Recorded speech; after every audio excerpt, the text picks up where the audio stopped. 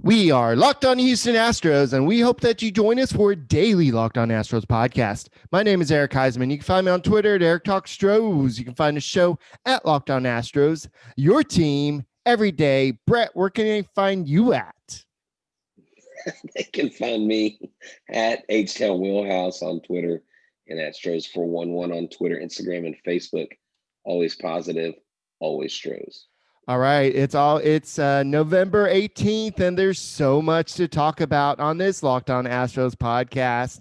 And while we try to throw stuff and see if it hits the wall and everything, don't forget you can get Locked On Astros on the podcasting app Himalaya, as well as Google Podcasts, Apple Podcasts, and Spotify. And when you get in your car, tell your smart device to play the podcast Locked On Astros. And why am I doing a weird voice? Because I've been doing it all day because there's a lot of stuff going on, and that's just what makes me happy is I do weird voices sometimes and whatever. So, Astros baseball. Anything going on in the news? It's really crickets. I mean, right now, honestly. That's the best, worst throw to me that you've ever done. Astros news. Okay, I'm sitting here scouring the Houston news channel. The Skeeters. Okay, we already talked about the Skeeters. Okay, let's do this. We haven't talked about it because we've had other guests on and we've been honoring their time, honoring the fact that we've asked them on our show. But I think it's pretty important that we recognize and congratulate Kim Ng for the Miami Marlins. And I know people are like, wow, you're a few days late on that. But when we had our other shows, we had stuff planned out. We kind of ran out of time. And so I think it's great that she got hired. I'm just wondering what the Marlins are going to do. I know they've got a lot of young talent. They've got Derek Jeter at the helm. They made the playoffs. That's something that nobody expected. They did. And I think they had a better record than the Houston Astros did. That's terrible. No offense to the Marlins, but that was not hard to be better than the Houston Astros in the regular season. They just benefited from being a part of a really crappy division where the Angels are non-competitive. The Mariners are basically they're like one player and that's it. But don't forget those 20 games that 1 year. Was it 2 years ago, 3 years ago? I forget. Oh, where they were where they started out hot in the first third of the year and then they crapped out after that. Yeah, that's awesome. No, this is actually pretty big news. And I remember when the Astros were looking for a GM, this is one of the people that they're talking about. And I believe she worked in the MLB front office or something. So this was somebody that they said had a lot of potential. And especially after what happened with, nothing against James Click. I think that he was the right hire probably. But for the reputation the Astros had after the whole Brandon Taubman thing, this would have been a good sign to hire the first woman GM, the first Asian American GM in Major League Baseball history. This could have been the way the Astros won back some goodwill, but they chose to go with Click, and Click I think is going to end up being the right person for this job. But I think she's going to do a good job with the Marlins, because the Marlins, they did win. They have some exciting talent. They have a budding pitching staff with Sixto Sanchez, and then I can't remember the other guy's name, but they got a guy named Urea. They've got some other guys. I can't think of him right now, but that's I just don't know him. I'll be real honest. Sorry, guys, if y'all are slamming me while you're listening. You're like, how do you not know the Marlins pitchers? I don't know, because I don't know the Marlins pitchers. It's just the bottom line. I know. I know who their owner is. Who? Isn't it Derek Jeter? Yeah. He's basically he's at the helm. So here's the thing. Let's just do this. Let's just focus on Kim Ng. Obviously, she was long overdue for being hired. A lot of people are saying she should have been hired 15, 20 years ago. Right. She has probably more experience in what she's done than most current GMs have, and or most young current GMs have. And so the time is right, the time is now. And I know where a lot of people would probably say that you should have hired her 15 years ago. Everything I've seen from Miss Ang is that she is just really excited to be where she is. That she said, all my hard work, dedication paid off, my perseverance, and basically, she doesn't seem to have regretted those experiences. I'm sure she would have loved to gotten hired 10, 15 years ago as a GM, but it sets up nicely for her because now she has a tool belt. She has all the things around her to make her successful. She has all these experiences of part of 3 world championships. I mean, so I think for her the sky's the limit. And I mean the Marlins in their National League, so the Marlins, go go Marlins. I'll root for them. That's my home state. Actually, Florida's actually born in Florida. So I might kind of become a little bit of a Marlins fan since they're National League. I don't really have a National League team. My team when the Astros were in the National League, in the American League, I was a Red Sox guy. I just really like the Red Sox. I always like what they brought. And obviously now I don't root for them because we're in the AL.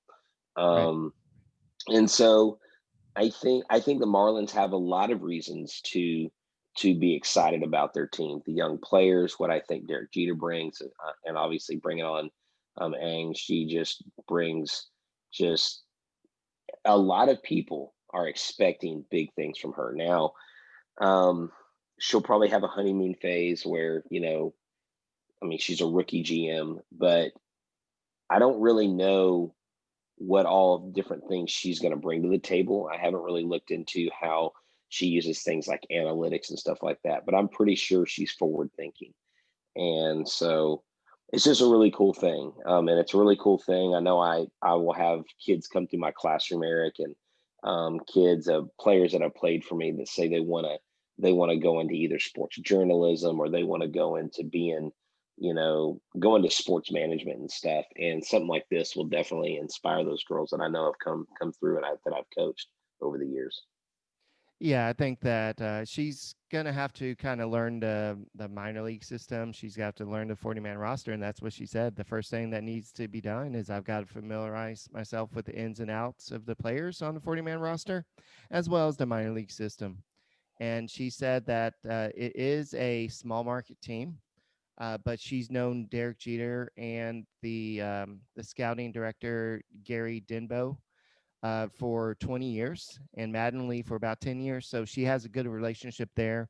So this should be a good situation for the Marlins. And I think she's going to do a good job. And you see a picture of her and Jeter 20 years ago, and then you see a picture of them now. So it's like how it's starting, how it's going.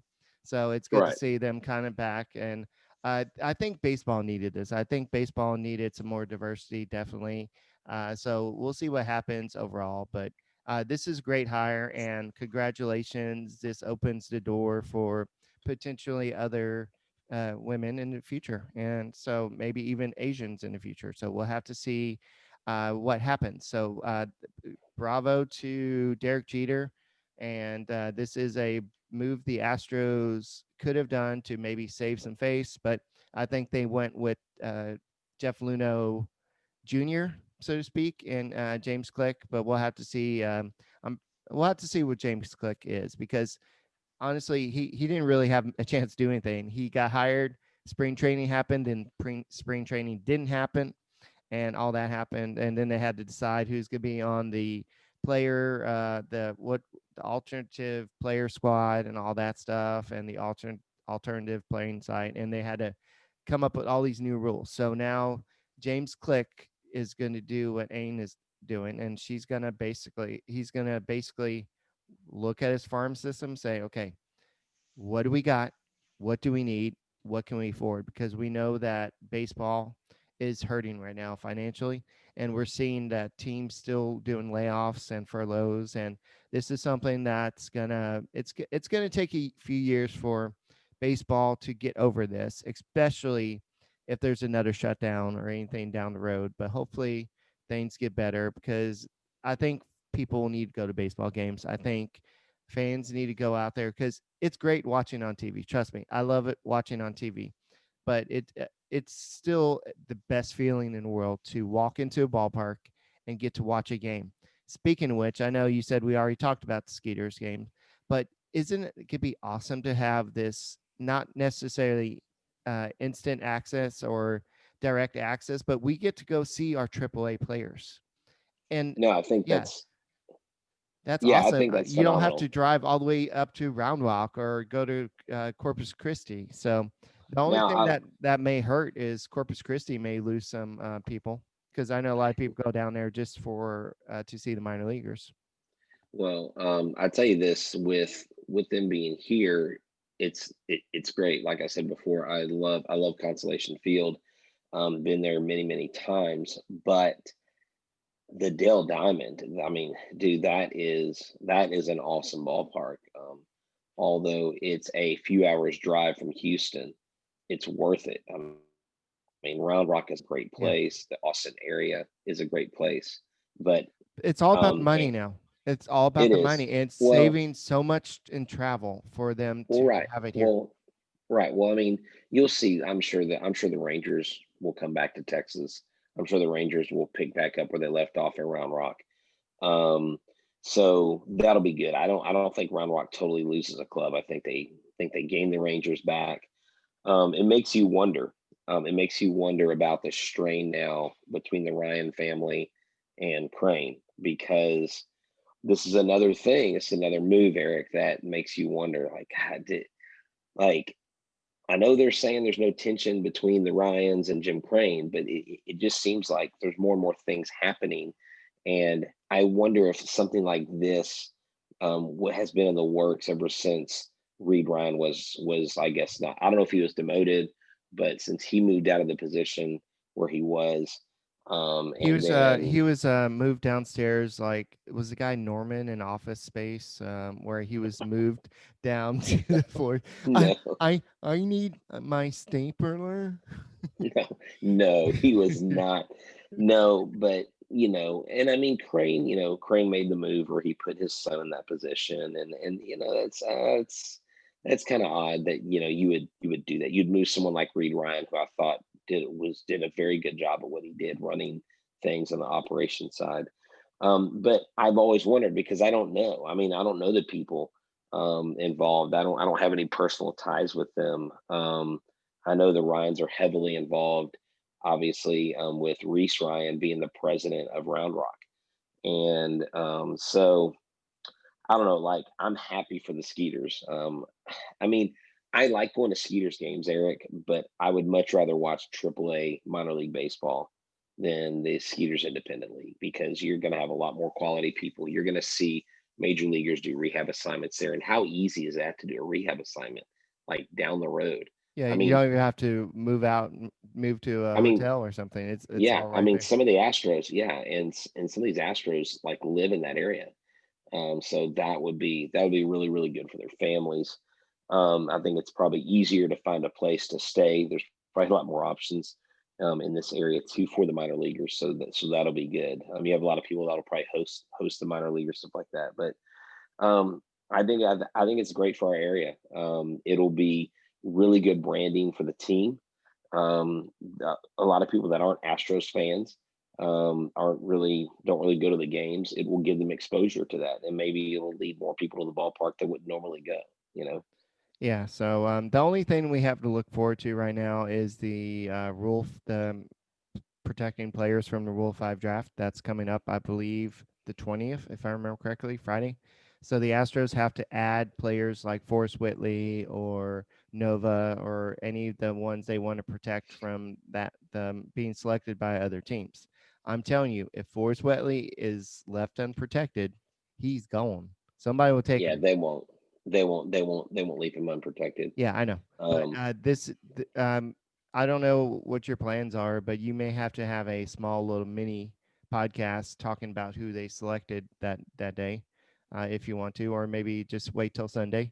But it's exciting to see who's going to get their chance this year, and I hate to say this, but it's also kind of exciting to say, okay, well, who's going to be selected? Who's going to be selected? who are we losing? Just because it's like kind of nerve wracking because you're thinking like I remember Nick Tanlu a few years ago kept on no, it was Teosc. It was one of them. Somebody said, "Am I gonna be selected?" And I'm like, I'm not sure, but we'll see. But it's just crazy how I mean, as an Astros fan, we don't want to lose any more prospects because we've lost a lot of prospects. So we'll have to see who the Astros choose to protect, but they also have to fill out the big league roster as well. So Forrest Whitley, I think he will be a big part of the 2021 Astros. Will he be a starter or reliever? Who knows? I think they'll give him a chance, probably out of the bullpen first, and then if there's injuries, maybe they can work him down. But there's that's pretty much what we have. It's gonna be a slow off season, guys. There's gonna be not a lot of signings until people figure out where the money is. But do you feel any better about George Springer returning?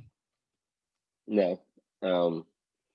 I literally haven't heard a thing. The only thing I've heard is the last thing that I heard, and that was that he said, "I'm out. Yeah, I'm not. I'm not coming back." And multiple sources are stating that. But other than that, I've literally heard nothing. So, I guess really the last thing that we've heard is that the Astros are working on a deal with Brantley, and I've always thought that if Brantley comes back, that would be an incentive for Springer to come back. I'm just saying they because don't have and the you money shake for your that. head no. No, no, no. I'm just saying that would be an incentive for Springer to come back, and I'd say he would, but because Springer and Brantley are so close. Cody Bog of the Crawfish Boxes, he used to write over with me with Climbing Taos Hills, but he thinks the Astros have about 34 million to spend. So Okay, 34 million. And so if you spend 20 million on Michael Brantley, that's only 14 million. And George Springer ain't playing for 14 million. right. So also, I'm hearing rumors that they're really considering Brad Hand as well, and there's more Ozuna talks. I mean, I'm just saying, like, there's stuff going on behind the scenes. They're Ozuna, just Brad holding. Hand, that would make this a much better team. If you add those two players right there and deal with Miles Straw in center field, you're fine. So Ozuna would have to play in the field every game because with Alvarez coming off double knee surgery, that dude ain't playing hardly anything in the field. Yeah. I mean, he's a good guy and he's young, but there's no way they're going to risk him re-injuring his knees coming off surgery of both knees. All right. So So on tomorrow's podcast, we're going to have a special guest. He's going to tell us the rise and fall of Ken Caminiti. And this is somebody that we all watched growing up. And this is a guy who battled his demons, but at the same time, he's a pretty darn good ball player. So he's doing a documentary. So I'm excited to, what is it called again? His it's documentary? called secondary lead. Okay. Yeah. So this is his first, I guess you would say, season of it, and then he's going to do other players as he goes. So we listened to a few of the podcasts, and we're like, hey, this guy's, we should get this guy on, and then we'll talk about some more stuff tomorrow, and maybe we'll know more about the Rule 5 draft, protecting them. But guys, don't forget, go check out the Locked On MLB, blah, blah, blah, Locked On NBA draft. Podcast, and they're doing a great specials on all the drafts coverage and everything. And go check out the rest of the Locked On Podcast Network. And we will talk to you tomorrow. Well, I guess Clay didn't join us.